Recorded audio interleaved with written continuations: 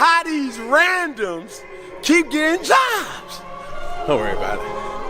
I'm going to say, I can't wait to sing it. I love it. I love it. Go.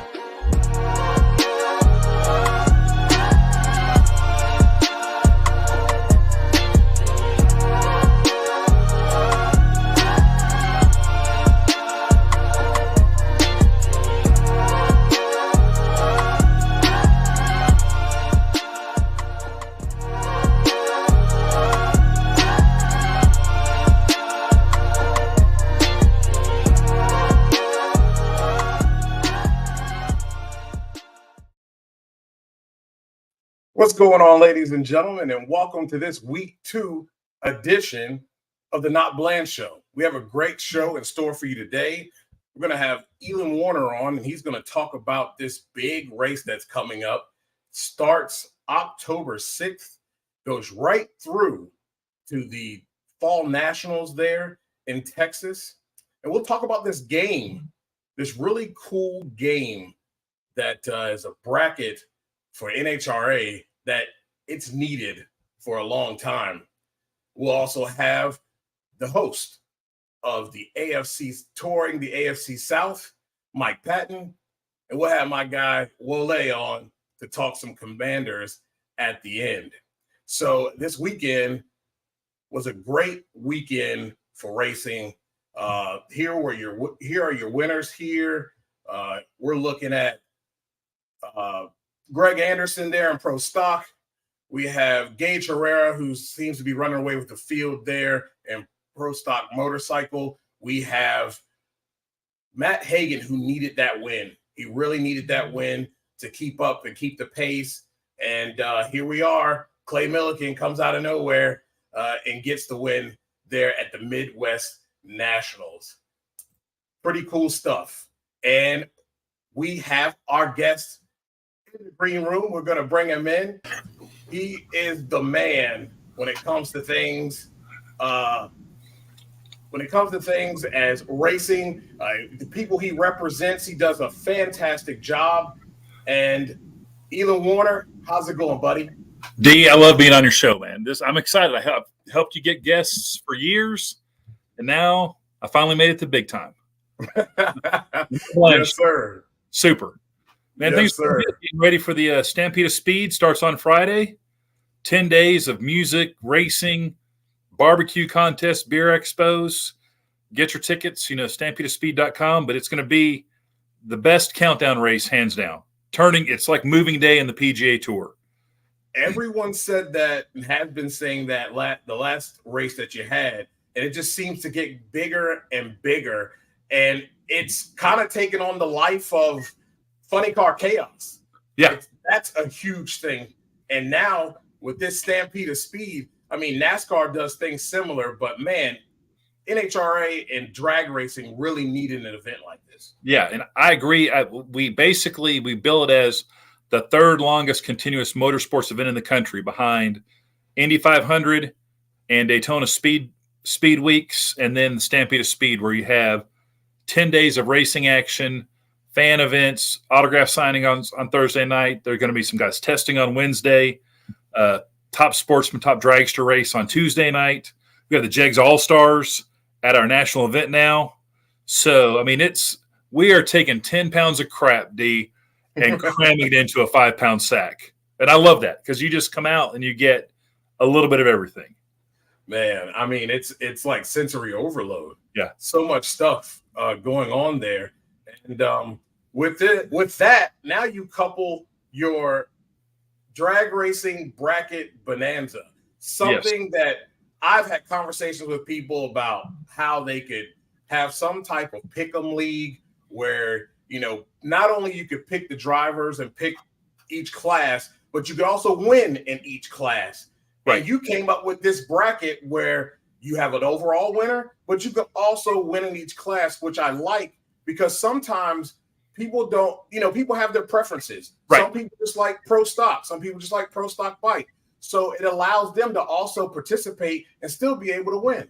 Exactly. And the thing that's so funny is the overall winner you can look at it. We've had the thing that's great. This past week for St. Louis was the first time we ever had a double winner. The previous 3 races, we had an overall winner and then 4 different Top Fuel, Funny Car, Pro Stock Bike winners. And I was worried, but the guy, he's actually a Joe Costello fan, won the overall championship and won Top Fuel. So that's the first time that's happened, which is just naturally going to happen. But yeah, I wanted people to have to learn a little bit about all the classes.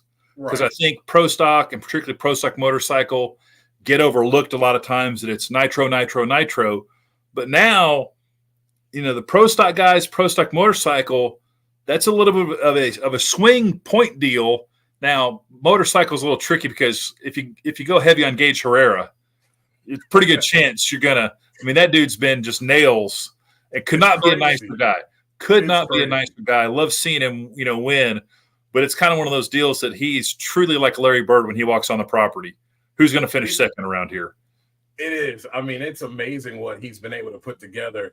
And the funny thing about it is that it's wild that Eddie's bike isn't the same. Right. That's because drag racing is tricky. You look at, those bikes, you look at the Colettas, Doug's car's running great. Sean's car, I'm not as consistent. You look at JFR Funny Cars. You look at, the elite cars, these things, I've seen it happen in a shop.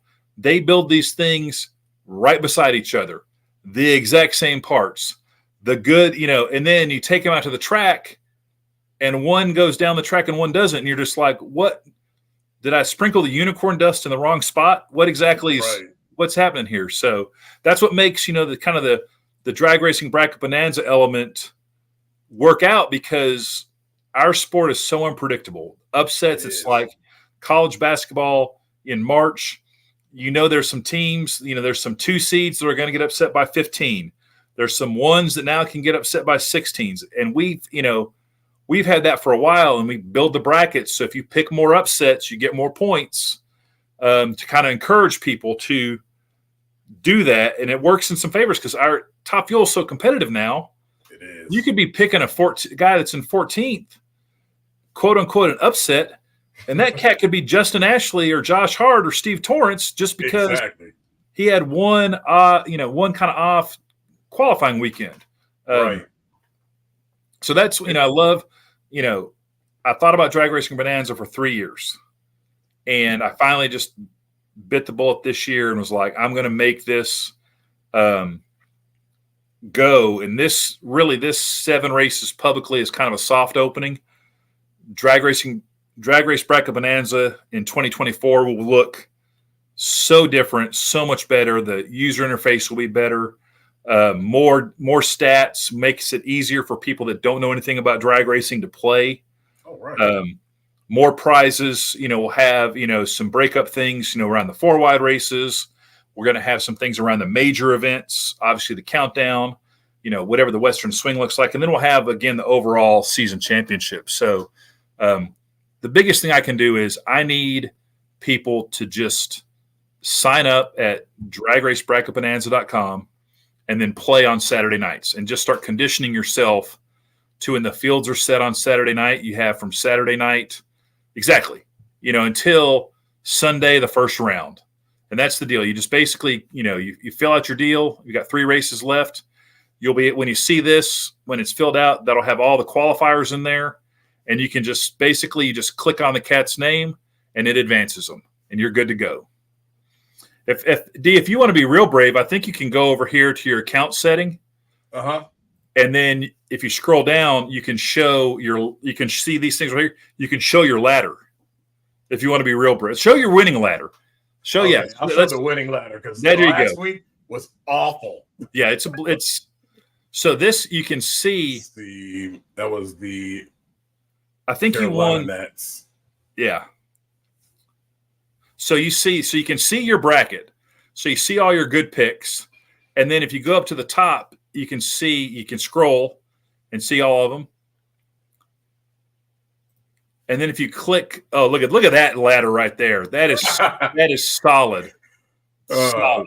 That's going to win you a lot of plaques. But you can also go back and click at the top, and it'll show you the actual results.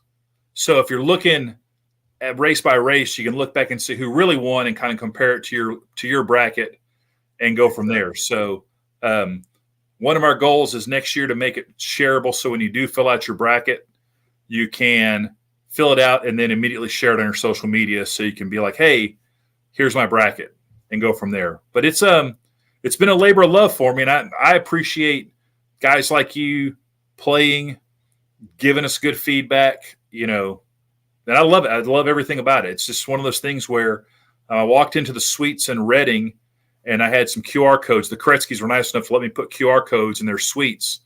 And I walked in and a guy was physically taking a picture of the QR code and about to sign up. And it was just like it was like seeing your kid walk for the first time. Yeah. I was like, this guy's actually doing it. And it's been cool. And it's not, I want to keep it as a fantasy deal because I want kids to be able to play. I want it to be a family kind of thing. So, right. I think it's great. And this is, like I said, this is something that drag racing has needed. And to be honest, it really favors people who really don't know a whole lot about drag racing, because a guy like me sits back. I'm a stat guy. Right. I overanalyze. Like last week, I had Leah picked, and right before the race, I went and I switched it to Sean because I overthought it and blew up my bracket. So I love that. And I also love that it's the average. There's average people who are playing. There's media that's playing. It makes it so much fun. And have you had or noticed the people who may not have paid attention to certain classes and how they now are more focused on that? Yeah, I can just anecdotally, I can tell you people that have known I've been in drag racing. I've been in drag racing for 30 years. Friends I've known for now 10 or 15 years are asking me about J.R. Todd. They're asking me about, pro stock. Hey, who should I pick in pro stock motorcycle? And then they're texting me on Sunday that they're watching the race.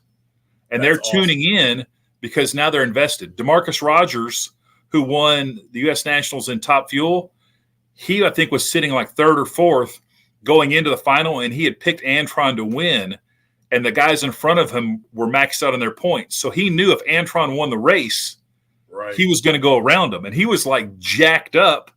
And that's what you want, is that kind of anecdotal interaction of getting people to play. And especially next year when we have more graphics, more pictures, because that's how, we do an NFL pick 'em and amongst my family friends. Yeah. I never win. It's usually like it's my son's best friend's sister, who's like a ninth grader, because one year she won because Joe Burrow was hot and she thought Joe Burrow was cute. And she's picking guys based on their smiles. And, I like tigers or I like cats, so I'm going to pick the Bengals. Or I don't like, it's just the way people pick, giving them those deals of like you get a Chevy guy, you get a Peak guy, you get a Mopar guy, giving them those graphics. It just makes it more dynamic and more fun. And I'm just trying to make the tent bigger to get more people in, to come to a race. The great thing is guys like Bob Tasca engaging with fans that are picking them. That's what I want. I want, that level of polite interaction where, hey, man, I can't believe you lost in a hole shot. You blew up my whole bracket kind of deal. Right, exactly. So, and we're getting there. We're adding hundreds of people race over race, and we're getting into the thousands of people. And, that's, makes it cool. We can do some cool data stats, who people thinks are going to win, things like that. And to me, it's just about fun, and it's about, giving people a little bit more invested in the sport that I've invested 30 years of my life in. Absolutely. And I want to thank everybody who's commented. I see Monday Morning Racers in here. Nicole supporting. Yeah, I know. That's usually how it works. People who don't know anything about the sport usually are the ones who win. I want to thank Fred for being in here as well. Aaron, really appreciate you guys commenting. Now, are we going to be able to play and have our own leagues and be able to be involved with our own leagues in the future? That's one of the things we're working on. Actually, right after this call, I do a weekly development call with the guys at LSS that are my guys out of Denver and Alabama that help me with the site about can we provide people an option to set up their own leagues. It's just kind of one of the things we got to work for. And then you got to figure out, is that something we want to charge for? Is that something you can get a sponsor for? A lot of stuff. This is like a Werner Communications, which is my main company, that I've committed to investing in this all the way through 2024 for the whole season to just see where we're going to be, how we can grow this, how we can improve it. We may have some advertisers come on board, but I want to make sure it's working and it's growing and it's dynamic and we're improving it before I go and say, hey, get on this. But there are people that are interested, from people inside the industry and people outside the industry. So I'm excited about it. I just don't really know what it is. And, we got 3 more races. They're going to be exciting races. We're going to be doing some things at the tracks. We're going to be doing some things off track. We did an event at Michael Waltrip's Tap Room in Charlotte. Yeah, that was beautiful. That was awesome. But we get the thing that's unpredictable about our sport is we ran late on Saturday night. So that kind of ate into our time to do some stuff. And it's like baseball. You can have a start time, but you go extra innings and the best laid plans of mice and men, get kind of tossed out of the window. So that's right. We can tell where people are playing from across the country and around the world. Ida Zetterstrom, top fuel driver, is playing. Wow. So we have people playing in Europe. We have people playing in Australia because, I know Shane Tucker and Steve Easton. So we've, people are playing around the world. And that's been kind of cool to see that feedback kind of on our Google Analytics and stuff. Absolutely. Absolutely. I got some quick questions. Rapid fire. Hit me. We're going to go right here. Greg Anderson wins back-to-back. Is he now the favorite for the Pro Stock title? Yes, it is his Pro Stock championship to lose right now. I agree. He is hot. Got hot right at the right time. Yep. He was 6-5 in his last 5 races before the countdown, and now 8-1, 2 wins, and 25 away from first. Yeah. Absolutely insane. Next question. Who are your 2023 NHRA champions in each category? Give me Greg Anderson in Pro Stock, Gage Herrera in Pro Stock Motorcycle. I'm going to go Matt Hagan in Funny Car and Justin Ashley in Top Fuel. First 2 I'm riding Doug all the way to the finish line. Doug Collette is going to get his first championship, and I think it's going to be Bob Tatska in Funny Car. Those are 2. Those would be my sentimental favorites. Yeah. Caps would be my Funny Car sentimental favorite. He's my favorite Funny Car driver. You can see his head right up here. That's Ron Cap's head. Yeah. And I've got all kinds of Cap stuff. So he's been my favorite Funny Car driver. Even when I started working the Motorplex in '93, he was always so cool to me. Those gloves right up here, those are his Big Bud shootout gloves he won in the early '90s. So, and also don't sleep on my little penny doll that still works behind me right above my head. That's awesome. That's awesome. Tell everybody where they can find you at. All right. So DragRaceBracketBonanza.com is the website for the game. You can follow me on Twitter at Elon Werner, and then Drag Race Bracket Bonanza on Instagram, Facebook, and on Twitter X, whatever. We're Drag Race BB. So you just type in Drag Race Bracket Bonanza into Google, you'll find us. Sign up, tell your friends, promote it. We're going to have the plaques for the St. Louis winners are going out this week. And I love that you made that video. D, was, that's what I want. I want people to be excited. The plaques are signed by the winners. They're awesome. And they're one of a kind, unique items. So thanks very much for having me on. But yeah, check us out on social, and then definitely give us all the feedback and tell all your friends. Absolutely. Elon, first time, won't be the last time. Awesome. So you'll be back, and I appreciate you coming on tonight. Hey, thanks so much. I'll talk to you later. All right, brother. Later. Bye. And just like that, he's gone. Great guy. And we got another one coming up right now. I'll bring him right in. And I tell you, pretty awesome here. Guy, Mike Patton, I tell you, he's touring the AFC South podcast is amazing. A lot of great information there. Even if your team's not in the AFC South, maybe you want to get some, intel on who your team is playing. Mike Patton is the guy. And Mike, I really appreciate you coming on with me tonight. Well, thank you for inviting me on. I greatly appreciate it.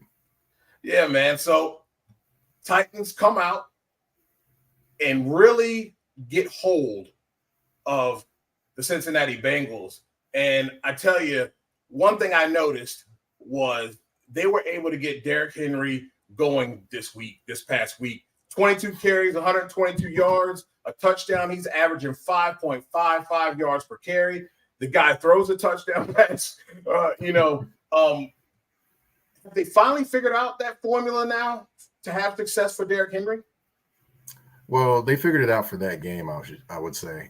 It was a combination of a few things. Of course, they're 2-0 when he gets 20-plus carries. They're 0-2 when he doesn't get those carries. Another thing that they threw into there is a little bit more unpredictability with their play calling. It wasn't just Derrick Henry runs left, right, things like that. They did actually a pass where it was a screen. They basically had Derrick Henry and Tajay Spears in at the same time and acted like they were going to do screens out both sides. In one time, they had Derrick Henry lined out wide, ran him in motion across the whole formation once. I mean, they did a lot of different things to kind of window dressing to make the defense adjust. And that's basically something that I think, they should do going forward. And that's what I think was the biggest key, not necessarily just getting the ball to Derrick Henry, but kind of giving a lot of window dressing to make sure make the defense shift, move, and things like that to kind of give more keys to the offensive line and the backs and the quarterback. It felt like that helped out for Ryan Tannehill as well. He didn't really, he's not somebody that's going to light it on fire every weekend, but he didn't look like himself in these first couple of games. Looked like he was really comfortable last Sunday. Yeah, he definitely was. The biggest thing is, they actually did some of these passes or made some of these passes happen without play action. Now, normally you need play action to get the most effective Ryan Tannehill. Right. In this game, they were just dropping back and throwing it in some instances, and it went to DeAndre Hopkins one time, Chris Moore another time. I mean, it just was, interesting, and he definitely felt comfortable, but I think they all felt comfortable because basically they were letting it all hang out. And that's what I think the thing that I think has been underrated the first 3 games or first 4 games for the Titans is that Tim Kelly is doing the things that their previous offensive coordinator wouldn't do in terms of creating and being creative offensively. Right. And that really helps a lot because I even noticed that with Eric Bieniemy, you never know who's going to be getting the ball from week to week, not coming out running the same exact things. Somebody might be the feature this week. Next week, it could be someone else. And that's going to really vote well in a division that really has turned out to be kind of tough. They're going to go against everybody's 2-2 locked in. They're going to be going against the Colts. And the Colts defense, they're giving up 390 yards allowed per game. They're 23rd in the rush, 126 yards. Now, with that said, they're only allowing 3.8 on the year, but the last 3 games, they've allowed 4.1 yards per rush. What are your keys coming into this game with the Titans having to face the Colts? Well, the big thing with the Titans is the Colts are stout where the Titans want to run the football, which they have Grover Stewart and DeForest Buckner in the middle of that defense. So they're going to have to hit the edges just a little bit more. I think Tajay Spears may be a little bit more of a wrinkle in this game plan because he's the quicker of the 2 backs, but they're going to have to hit those edges directly as opposed to trying to, run the sweeps and things like that because, when they try to run those with Derrick Henry, it's not as effective because you're getting him going laterally instead of attacking the line of scrimmage. So that's going to be one key is to, kind of hit the edges, but hit them sharp, not hit them, with the sweeps and things like that. Another thing would be get the ball down the field. That's been huge for the Titans from game 1 to game 4 is they've been attacking more down the field, whether it's Treylon Burks or DeAndre Hopkins or Chris Moore, who's averaging like 30 some odd yards per catch. So that's a key thing because the Colts are weak in their secondary are not as strong. I shouldn't say they're weak in the secondary, but they are. And then another thing would be is to limit the turnovers or negative plays, because when they get off track and they have to, 3rd and 8, 3rd and 7, the Titans are not built for that type of offensive production on those type of downs. So yeah, they definitely have to be better and get in manageable 3rd and distances, down distances, I should say. Now, defensively, do you want me to go defensively, or do you got Yeah, okay. We can go defensively. Defensively, I would say the Titans, of course, need to get after the quarterback, because their secondary did well last week, but over the first 3 games, they're giving up big plays, like almost 6 every game over 20 plus yards. So up front, they need to get after the quarterback. Linebacker, Aziz Al-Shire has definitely been a guy to tackle the machine, but just need Gibbons to kind of continue to progress and get better, along with a sprinkle of Monty Rice as well. And Kevin Byard just continue to be the leader and get people in position, along with Amani Hooker, who I think is the next person to be the long-term defensive player for the Titans. You definitely at the safety position. Yeah, and you saw last week they got 3 sacks on Burrow, but they were pressuring him, they were hitting him, they were knocking him down. And we all know when you're able to get to the quarterback and kind of be disruptive, it helps out your back end, because now they're not standing back, they're not having to cover for 6 or 7 seconds because you're not getting pressure on the quarterback. I also noticed that what is his name? Westbrook Akine got really involved last week. Really could be a guy who could be an X factor for them on offense as far as at the wideout position, if he can continue to be there and progress from week to week. Well, he's been consistent. He's actually been the guy that's consistently showed up every single week. He's not the guy that gets the glitz and the glamour like a Traylon Burks or a DeAndre Hopkins, but he's just a guy that works and gets open. Nothing was really expected of him when he came into the league. I mean, I think he was an undrafted free agent out of Indiana. So no one really thought about him, but he's a tall guy, not really a fast guy, but he just knows how to get open, whether it's deep, whether it's the short or the intermediate routes. He just knows how to get open and run his routes. And that's what's been huge. And that's what's garnered the trust of Ryan Tannehill, and probably why he's the most consistent wide receiver at this point, in my opinion. Yeah. And I think as time goes on, as the season goes on, I think that's going to be something that's really going to help this team in the long run, because it looks like a really, really tight race. And like I said, the AFC South is locked at 2-2. Who would you say is the best team after 4 weeks? Honestly, the team that's probably been the most consistent has been the Houston Texans, which a lot of people would probably, scratch their face up and be like, are you serious? But, I mean, look at them. Defensively, they're giving effort every single game. C.J. Stroud has been amazing. I mean, his numbers are up there with historic numbers for a rookie in his first 4 games. He's, the young weapons like Tank Dell are doing their thing. Nico Collins is looking the best he's ever looked in his career in Houston.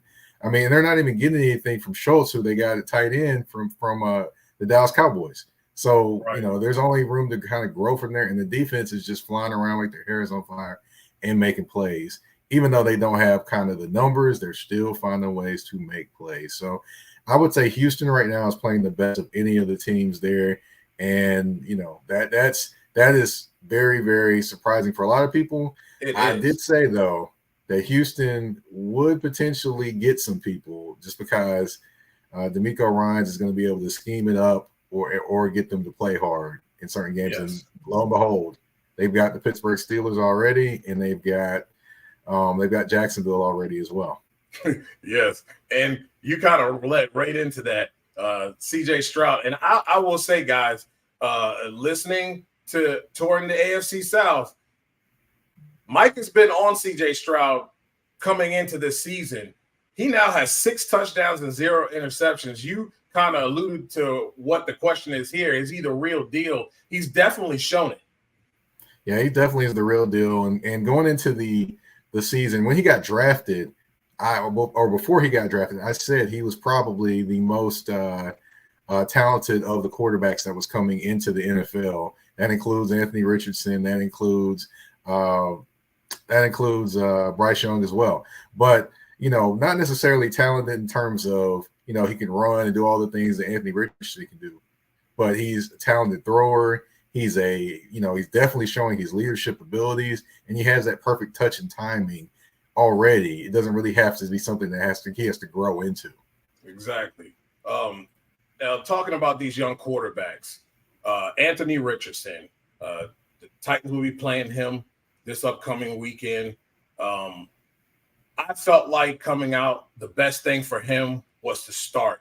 That was the only way he was going to learn and clean up some of the things that he needed into the passing game. He's shown that he's got a lot of touch. Obviously, he's a big man, can run the ball. What do you see from him, and can he, through the maturation process, be one of these top-tier mobile quarterbacks in the league? Well, I definitely think he can, and his maturation in terms of his play and the things he's doing, I don't think it would be possible if he didn't have Shane Steichen as his head coach, because Shane Steichen actually was the one that was with Justin Herbert as his quarterback coach in Los Angeles.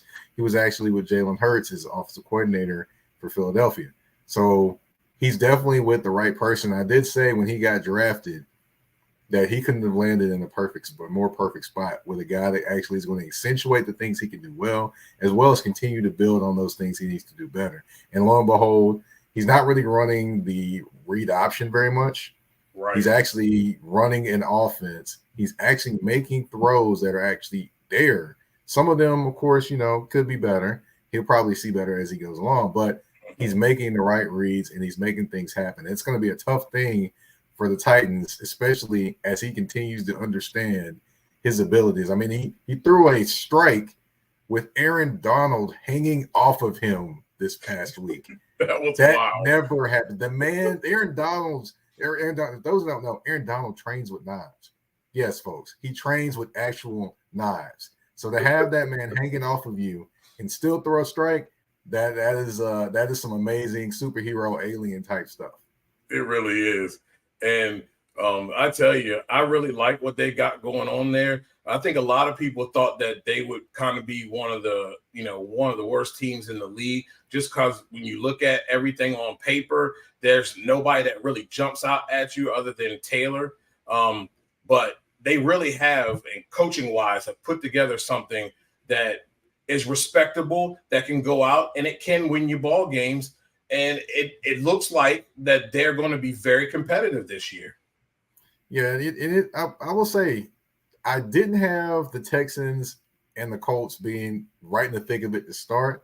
I thought they would get better as the season went on, but they're proving me wrong in that aspect. I mean, they're both actually teams that are tough outs just based on their team makeup, the maturity of their young quarterbacks, and just their ability to play with like their hair is on fire each and every week. Now, I will tell you, they are banged up in the secondary going into this game too. So that'll be interesting because they lost their slot corner, Dallas Rivers. Yes. He's actually out. He tore his Achilles.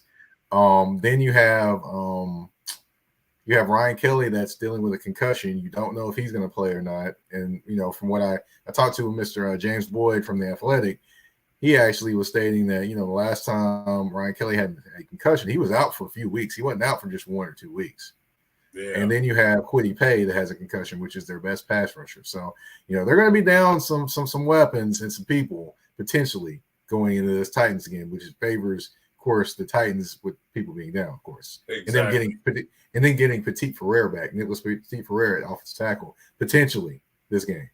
Man, that would be huge. Definitely would be huge for them. And lastly, we're looking at the Jacksonville Jaguars. I thought they would be a little bit off to a better start. I even thought they would definitely be the ones leading the division and almost possibly undefeated, but they look kind of out of sync on offense. Is that Trevor trying to force the ball a lot to that new weapon he's got, Calvin Ridley, or are they just kind of out of sync right now? Well, they're just kind of out of sync, whether it be the offensive line or just the receivers and things like that. Now, I know they've, all of them have been together, minus Calvin Ridley. But, that's one thing to look at. Another thing to look at is Evan Ingram isn't getting the ball as much as he did last year. When they really started clicking offensively, Evan Ingram got the football, and that just expanded the offense. So that's a couple things there. And then also what I did before the season, I warned people, Jacksonville hasn't had back-to-back good seasons since like 2006. So the history of that comes into play right here and now with Jacksonville. Can they defeat the stigma of the Jacksonville Jaguars to be the new age Jacksonville Jaguars? Right. And the running game, I thought would be a lot better this year now, especially now you have some guys on the outside that you have to respect. But it just seems like ETN hasn't really got into that rhythm, that rhythm as a running back. I would like to see Tank more. I would like to see them put him in more, work him in.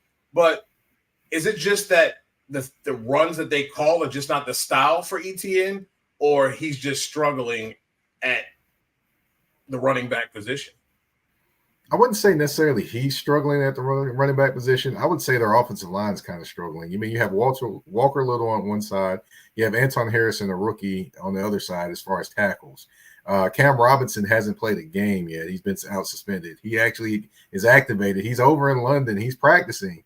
So you could potentially see him this week too. So that's another body to throw out there. But even when Cam Robinson was out there, they still had problems with the offensive line. So I will say that it may be kind of a deal with the offensive line, and then plus you also got to remember ETN isn't a guy that just gets you 4 yards of carry, 4 yards of carry, 4 yards of carry. He's more of a volume guy. He's going to bust off one. It's just a matter of is he going to get enough attempts to do so, and that could potentially be an issue also. Yeah, it's going to be interesting throughout this season with the AFC South. I didn't expect it to be as competitive as it is. I thought it was more of a one-team runaway, but as through 4 weeks, it looks really good. And these matchups that we have, especially this divisional matchup between the Titans, looks really, really good. Mike, tell everybody where they can find your work at and talk shop with you. Well, you can find me, of course, touring the AFC South on all listening platforms. That's Google, that's Google Podcasts, YouTube, iHeartRadio, Amazon Music, Spotify, anywhere. You name it, I am there. Of course, you can find me on Twitter the artist formerly known as Twitter. And let me get it right. The artist formerly known as Twitter at Mike Patton 82. That's MikePatton 82. And also want to throw something else at you. The one thing that I thought this was going to be the future division in terms of the young quarterbacks, but they're proving the future is now, basically. They really are. They really are. And that's really cool to see because at the end of the day, I feel like at the quarterback position and when we look in the trenches, that's where the league struggles at the most. And that's why I think these other leagues like the XFL, USFL are really good to develop those types of guys because you really don't have depth after the first guy sometimes. But it's really nice to see these teams actually have some formidable quarterbacks that look like they're going to be, something that's going to have to be worried about for years to come. Right. And also, if any Titans fans are listening, don't give up on Malik Willis. That's all I'm going to tell you. Do not give up on Malik Willis. Right. It's sometimes guys need to sit and learn. And sometimes I feel like that's with the same thing with Bryce Young. I don't believe in rushing people out, especially when you pay a first-round overall pick to a guy. I don't believe in that. And I think that Malik Willis, this is going to serve him well down the road when his number is called. Definitely. We'll definitely see how things work out there if they get, Will Levis in there or, but I honestly think it's going to be a competition between both of them for the quarterback position next year. That's kind of looking into the future. And of course, if you're listening, that kind of maybe told you something about Ryan Tannehill, in my opinion, but that's just my opinion. I could be completely and utterly wrong. I have no ill will towards Ryan Tannehill or any player in the NFL. Yeah. Hey, sometimes you got to speak the truth, and sometimes that's what it is. Yes, sir. All right, Mike, first time, like I told Elon, first time, but this will not be the last time. Again, I really appreciate your work, what you do, and how you do it. It's very unique. Love listening to your podcast, and we'll be chatting up here real soon. Yes, sir. Thank you again. You're welcome. That's Mike Patton, ladies and gentlemen. And we're going to move right on because you know what time it is? It's time for Commanders Talk. And we got my guy who is the man of the urban sports scene. He is the man. All burgundy and gold. Oh, I love how you say Dujanay. You say it great. You say it great. That's my guy, Wole. What's going on, bro? It's a pleasure being on, my man. It's just a pleasure just to be on your show. It really is. Yeah, man. I know you got a show coming up here. Mm-hmm. You guys, when I'm done, that's where you need to go. Commanders fans, when I'm done, that's where you need to go. Mm-hmm. I will make sure he plugs it before we leave out of here. But this past weekend, the Commanders lose a game 34-31 in overtime. A game I feel fans are overreacting in a negative way about it. Agreed. This is something that we haven't seen from this football team in years over the last couple of weeks outside of the Buffalo game, having some type of fight and having the ability to come back to try to win a game. No, yeah, I agree. I think you had a lot of good in this game. I mean, it's easy after having a game like you saw at Buffalo. I mean, in FedEx, but against Buffalo, to be dominated by a team, be dominated 37-3. You got that. You took a charity 3 points, right? You're supposed to be shut out, but you took the 3 because you didn't want to be shut out, right?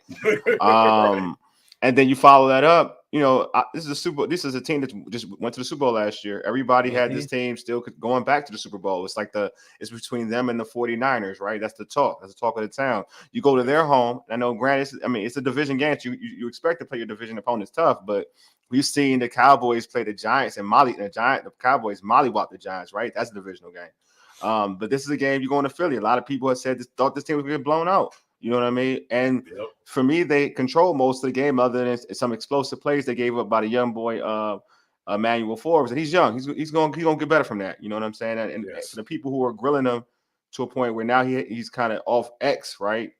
Y'all need to chill out. You know what I'm saying? He's a young boy. But I feel like, to your point, a lot of people are like overly negative. Yes, as a fan, you're going to feel like that's a game they should have won. They could have had, right? But at the same time, going into that game, if you weren't thinking they were going to win that game, you weren't. Like, this kid, I'm on X, Twitter, whatever, and most folks thought they was going to get blown out, right? So, and then even that, you were down the fourth with them, and thanks to AJ Brown, you gave him an opportunity to have that last drive, but you got basically a rookie quarterback leading that team to length of the field to take the team to overtime. I just think that, I don't, as a player, I wouldn't believe in moral victories, but as a fan, I think that there is an element to believe in one. You know what I mean? I think as a competitor, you don't, but as a competitor, you don't. But as a fan, I think there's something to say, like, you know what? I don't feel as bad about that loss. Exactly. I really thought what EB was doing, and he's been doing it all season. Cole Turner was the guy a week before. Now Logan Thomas was the guy. If you're watching this offense, he's doing a lot of things that are mixing it up, not being able to be keyed in on from week to week. And I really like that. That's what a competent offensive coordinator can do for you. Definitely. I just think you see a difference. Like, you saw an offensive coordinator, and it's crazy, right? How people talk. The Buffalo game was like, maybe he's not the guy. Maybe he's not he's not that good, right? I see a lot of similarities to Scott Turner, right? I heard that. I heard all this on social media. I'm sitting back and laughing at these people, right? Right. And I'm like, they gave you 30 against the Denver Broncos on a comeback. But okay, if you want to put Scott Turner's name into play, fine. But then you saw this game, right? He bounced back from Buffalo. Buffalo was a Super Bowl contending team. Like, you saw Buffalo just did to Miami. So Buffalo was legit, right? But you saw what happened, again, you saw against the Eagles. The Eagles, their defense was highly touted, right? Coming into this game. They were. Everybody's like, the Eagles defense is one of the best defenses in the NFL. This, that, and the other. Well, Washington put 30 on them. On the road. Put 30 on them on the road. And that's a tribute to EB. It goes back to, and I said this in the offseason, I'll say this again. You coming from the Andy Reid tree, you're going to be good. right? Yep. Like you're going to be good in terms of coaching up offense. Now, can you be a head coach is a whole different thing, right? Because that's still an element of just you got to be one of them to be a head coach. And I think EB is one of them. So I'm not throwing any shade at EB, but I'm saying like that's different. When you come from the Andy Reid tree, you know offense. You can put points on the board. So EB's done that. You know what I'm saying? And like he's done it with again, he's doing it with a rookie quarterback. So it lets you know what kind of dude he is. And to your point, Dujanay, it's like he's like it's different. Like it's like multiple people are touching the football, they're touching the rock. You know what I'm saying? Like Terry touches the rock. He had about 86 yards on receptions. But you know what I'm saying? You saw De'Ami Brown make a lot of plays in this game. You know what I'm saying? Curtis Samuel had a touchdown rush. You saw like you said, you saw a lot of Cole Turner earlier, like against Buffalo, but this game you saw like Logan Thomas. So you see a lot of bodies out here, you know what I'm saying? And now I think we did learn, and he brought more balance in his Philadelphia game, ran the ball more with B-Rob and Antonio Gibson. So I think moving forward, you're going to see a lot of balance within this team. But I trust Eric Bieniemy. Like I had Lou Holder, who's a Emmy award-winning sports personality, and Lou said like in Eric Bieniemy, I trust, and I agree with him. Like you got to trust a guy like that. He's got rings, bro. Like he got rings. That's not. Why are we diminishing rings? I hate that. Like that's what I'm talking. I hate the fan base sometimes. Why are we diminishing rings? Like he got rings. He beat dudes. Yeah, it stands for something. And you can see all that hard work while we got some of these randoms in the media trying to come down on him for the way he was attacking and coming at and making sure detail. It's paying off right now. And with that being said, this is a problem because this defense is taking on that ho-hum type attitude that Jack Del Rio is displaying. My question is, are the Commanders' slow starting defense solely on Jack Del Rio? I think so. I think you are who you are. You've been doing this ever since you came into this ball club, and I want to put this out there first. I never advocated to fire Jack Del Rio because I was like, you know what? At the end of the day, like out of all of the coaches, right, he had the resume to say like he should be here, right, because of a top 10 defense. But now it's to a point where, in my opinion, like this is like just like everything. You don't want to be the same defense. Like you want to be better. Like you want to be better. And like I just think, and I've said this for like the last couple of years, and I said this, and I'm saying a lot more this year too. It's like it's cool if your goal is to be top 10. That's cool. That's cool. Like because you're going to play bad teams in the NFL. That's going to help you. Like you play Buffalo, you play Philly. You're going to play bad teams. It's going to even out, right? It's going to even out. You're going to be because you do have talent. You have a lot of talent. You're going to have games where you just dominate, like a la what you did in Arizona, right? Against Arizona. But when you play these better offenses, it's going to show out. Like it's going to show that you're just not playing to dominate. So if you want to be a top 10 defense, that's fine. But if you want to be but if you want to be one of them, you got to coach like you want to be one of them. Like I use the term often. Like, do you want to hand people your lunch money or you want to take the lunch money? Exactly. You know what I'm saying? And that's how I look at it. Yeah, that's been my point. My problem when I see this defense is they are constantly being led by the opposing team's offense. Yes. I want to see the defense with all this talent we got. You keep putting Cody Barton out there to look awful in coverage when he doesn't have to be. Don't give me the excuse that you're trying to protect the young pup and Forbes. You got 7 guys that can go hunt and eat. I want to see a defense go hunt and eat. Don't sit back and get dictated by the offense and then wonder why, we losing. We losing because you plan not to win the game. You're playing to, we're just going to try to window dress. You ain't window dressing good quarterbacks like that. And I would not be playing around window dressing with a guy in Justin Fields either. Me either. And this is the thing. I would have this is the thing. This is wild with the whole window dressing thing. It would be okay if you're not giving up explosive plays. I'm a big believer in like if you ain't going blitz, that's fine. But if you ain't going blitz and you're not giving up big plays and you're really letting them earn it down the field, then I'm like, okay, well, it is what it is. Like, all right, I don't like this as a defense, but at least you're not giving up explosive plays. But dude, you playing coverage and you're giving up explosive plays. What we doing here? What we doing here? I'd rather lose. I'd rather give up explosive plays on a blitz, period, than give up an explosive plays on just off regular like somebody messed up and like I'd rather just do that like on man up. Like that's my issue. It's like you're right. You're gonna Justin Fields. If you give Justin Fields time in the pocket, I don't care. You give any quarterback time in the pocket to feel comfortable. Like they're gonna start getting the rhythm. You know what I'm saying? And Justin Fields is the type of athlete that he's still going to get yards running anyway, even if you give him time in the pocket. Ain't nothing you going to do about that because if he want to run, he's going to get positive yardage. You think Jalen Hurts was bad trying to stop? You thought Jalen Hurts or you thought Josh Allen was bad? Justin Fields can do whatever if he wants to run. You're not. There's not a lot you can do to stop him. Put it that way. There's not a lot you can do to stop him. The quickness that he has, that first step, and there's no hesitation. If he's going to run, there's no hesitation. And that brings me to some of the things that I've been listening to. I was on a podcast early on Monday, Sports on the Hill, and their question was they felt like this was a trap game. They felt like this is a game that if you don't come in here and do what you need to do, you could lose. But here's my theory on this. Mm-hmm. This team has took it on the chin with Buffalo. Yeah. They went to the reigning, defending NFC East champs, the Super Bowl runner-ups, and lost a game that they felt like you could tell John Allen when he had that press conference ever, he was not happy. Yeah. They felt like they should have won that game. This right here, I feel like, yes. Are you facing a Bears team that's desperate? Absolutely.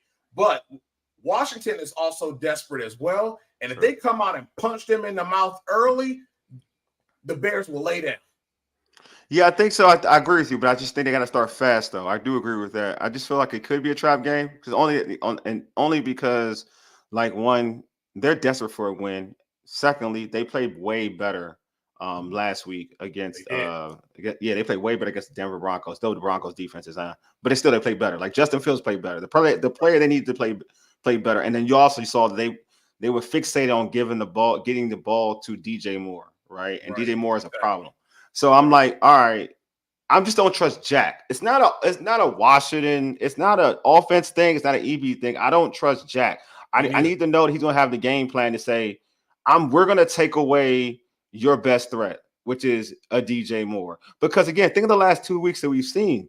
Like Stephon Diggs is Buffalo's biggest threat. We didn't try to take him away. He got his yardage. AJ Brown, biggest threat. We didn't try to take him away. So now it's like, okay, what are you trying to take away?